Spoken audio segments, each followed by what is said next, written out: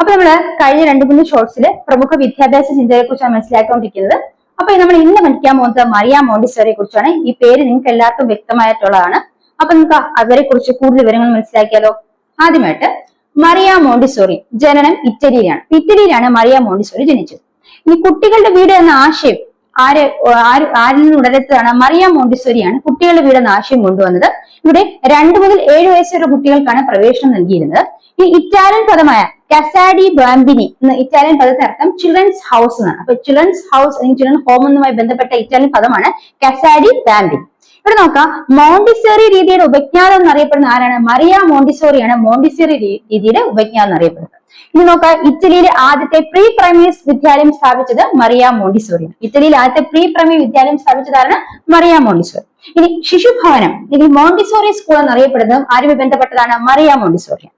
നമ്മൾ മനസ്സിലാക്കുക, ഇന്ദ്രിയ പരിശീലനത്തിന് പ്രാധാന്യം ഉൾക്കൊണ്ട് ഊന്നൽ നൽകിക്കൊണ്ട് ആരംഭിച്ചതാണ് മോണ്ടിസോറി സ്കൂളുകൾ. ഇന്ദ്രിയ പരിശീലനത്തിന് അല്ലെങ്കിൽ എന്താണ് സെൻസറി ആയിട്ടുള്ള പരിശീലനത്തിന് ഇമ്പോർട്ടൻസ് കൊടുത്ത് ആരംഭിച്ച സ്കൂളാണ് മറിയ മോണ്ടിസോറിയുടെ സ്കൂളുകൾ.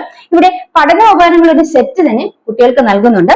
ആ പഠനോപകരണങ്ങളുടെ സെറ്റിന് അറിയപ്പെടുന്ന ഡിഡാക്റ്റിക് അപ്പാരറ്റസ് ആണ്. അപ്പൊ ഡിഡാക്റ്റിക് അപ്പാരറ്റസ് എന്ന് പറഞ്ഞ പഠനോപകരണങ്ങളുടെ സെറ്റ് എന്നാണ്. അത് ആരുമായി ബന്ധപ്പെട്ടതാണ്? മറിയ മോണ്ടിസോറിയുമായി ബന്ധപ്പെട്ടതാണ്. ഇനി മോണ്ടിസോറി സ്കൂളുകൾ നൽകുന്ന ഈ പഠനോപകരണങ്ങളുടെ സെറ്റിന് എന്തൊക്കെ കാണപ്പെടുന്നു? ഘനരൂപങ്ങൾ, പെട്ടികൾ, മണികൾ, കാർഡുകൾ, ഇവയെ കളിക്കോപ്പ് അല്ലെങ്കിൽ പഠനക്കോപ്പുകൾ എന്നറിയപ്പെടുന്ന അതാണ് ഡിഡാക്റ്റിക് അപ്പാരറ്റസ് എന്ന് പറയും. അപ്പൊ ഇത്രയും കാര്യങ്ങളാണ് മറിയ മോണ്ടിസോറിയെ കുറിച്ച് നമ്മൾ മനസ്സിലാക്കേണ്ടത്. എന്തൊക്കെയാണ് നമുക്ക് നോക്കാം. ഇറ്റലിയിലാണ് ജനനം. ഇനി കസാഡി ബാംബിനി എന്ന് പറയുന്ന ഇറ്റലിയിലെ ചിൽഡ്രൻസ് ഹോം അല്ലെങ്കിൽ ചിൽഡ്രൻസ് ഹൗസ് എന്നാണ് അറിയപ്പെടുന്നത്, അല്ലെങ്കിൽ ശിശുഭവനം എന്നറിയപ്പെടുന്നത്. ഇനി കുട്ടികളുടെ വീട് എന്ന ആശയം ആദ്യമായിട്ട് ഉത്തരത്തിൽ ആരുടെ മനസ്സിലാണ്? മറിയ മോണ്ടിസോറി ബന്ധപ്പെട്ടതാണ് കുട്ടികളുടെ വീട് എന്ന ആശയം. ഇവിടെ 2 മുതൽ 7 വയസ്സ് വരെയുള്ള കുട്ടികൾക്കാണ് പ്രവേശനം അനുവദിച്ചിരുന്നത്. ഈ മോണ്ടിസോറി രീതിയുടെ ഉപജ്ഞാതാവ്, മോണ്ടിസോറി രീതിയുടെ ഉപജ്ഞാനം എന്നറിയപ്പെടുന്ന മറിയ മോണ്ടിസോറിയാണ്. ഇനി ഇറ്റലിയിലെ ആദ്യത്തെ പ്രീ പ്രൈമറി വിദ്യാലയം സ്ഥാപിച്ചത് മറിയ മോണ്ടിസോറിയാണ്. ഇനി നമ്മൾ ശിശുഭവനം അല്ലെങ്കിൽ മോണ്ടിസോറി സ്കൂൾ എന്നൊക്കെ പറയുന്നത് ആരും ബന്ധപ്പെട്ടതാണ്? മറിയ മോണ്ടിസോറി ബന്ധപ്പെട്ടതാണ്.